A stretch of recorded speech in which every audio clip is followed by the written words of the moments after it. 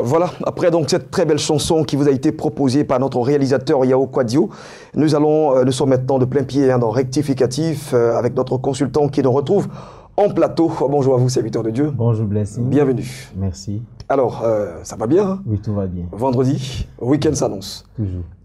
D'accord. C'est une joie pour nous d'être dans le week-end. On a décidé d'ouvrir bien sûr une brèche sur le célibat. Oui, absolument. Voilà, le célibat qui aussi bat son plein à sa manière. Hein.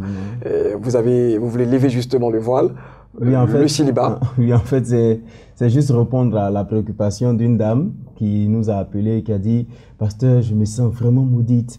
J'ai 29 ans maintenant, je ne suis pas mariée, je sens qu'il y a une malédiction sur moi. » Et la question qui est venue directement dans mon esprit, c'est est-ce que le célibat est une malédiction à la base? D'accord. Et est-ce que vous avez trouvé des réponses dans la Bible?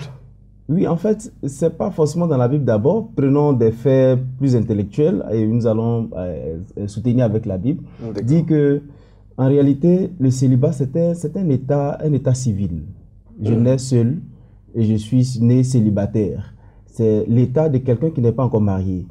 Et nous savons que il n'y a pas de dépression à avoir que de vivre son célibat, c'est-à-dire de vivre solitaire, être seul.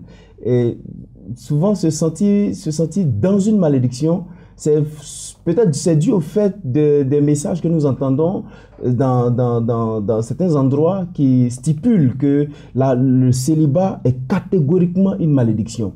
Nous savons que le célibat peut être dû au fait que certains esprits utilisant des adorations familiales, héréditaires, empêchent des gens de se marier. Mais encore, il y a des esprits qui n'empêchent pas de se marier, qui te laissent te marier, mais qui brisent ton mariage.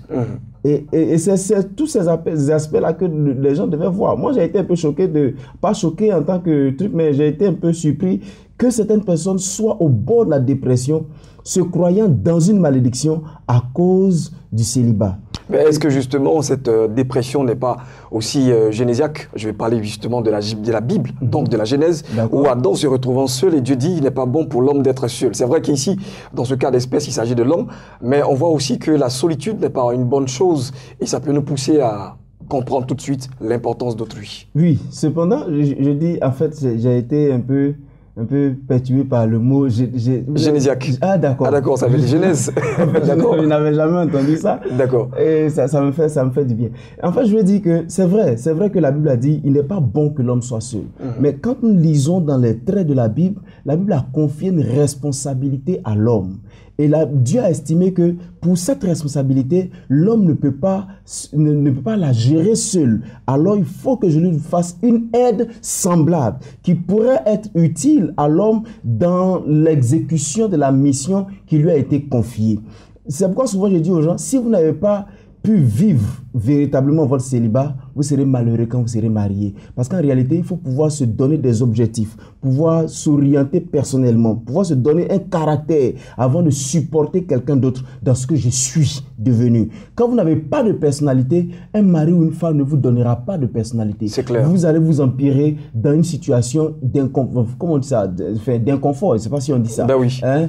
Tu vois, ça fait que vous n'allez pas supporter le fait que quelqu'un s'introduise dans votre atmosphère que vous n'avez pas su gérer. Donc, le célibat à la base n'est pas une malédiction, c'est un état civil comme le mariage qui est un état civil. Mais il faut comprendre qu'il y a peut-être notre caractère qui peut nous empêcher d'entrer dans une relation amoureuse et nous faire aboutir au mariage, qui aussi il faut qu'on maintienne le mariage que nous avons après la sortie du célibat. Et aussi, il y a des malédictions familiales qui peut-être sont dues. Moi, par exemple, j'ai appris que dans ma famille, il y a des adorations d'eau qui ont fait que les gens ont du mal à se marier. Surtout les femmes qui ont du mal à se marier. Il y a une de mes cousines qui m'a dit « Ah, vous les hommes, au moins vous mariez, nous les femmes. » Et quand je me suis renseigné, il y a des malédictions, c'est vrai. Mais le sang de Christ et le pouvoir de Jésus-Christ est capable de briser ces choses. Mais Dieu nous donnera d'entrer dans le mariage que lorsqu'il saura que nous sommes matures, que nous avons une responsabilité à gérer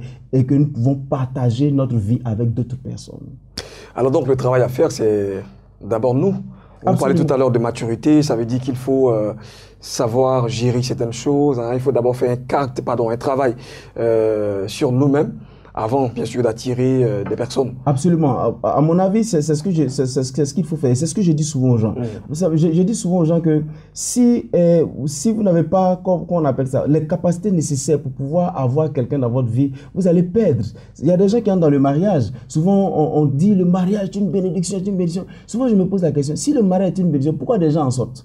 Pourquoi des gens, après avoir été mariés, divorcent? C'est parce qu'en réalité, vous n'avez pas été préparé convenablement pour entrer dans le mariage. Et quand vous le faites, vous verrez, vous pouvez transformer votre mariage en bénédiction parce que vous avez une mentalité de gagnant, de personne qui est capable de pouvoir transformer les choses. Alors que répondons-nous à cette jeune dame? Et donc je veux dire à cette jeune dame, ce n'est pas la peine de se stresser, ce n'est pas la peine de paniquer et de dire mon âge avance. C'est vrai, l'âge avance, mais le Seigneur fait les choses à son temps. Quelqu'un qui est marié aujourd'hui n'est pas plus béni que quelqu'un qui n'est pas marié aujourd'hui. Quel que soit le temps, Dieu fera au moment opportun, te donnera ce qu'il te faut pour que tu sois épanouie et heureuse.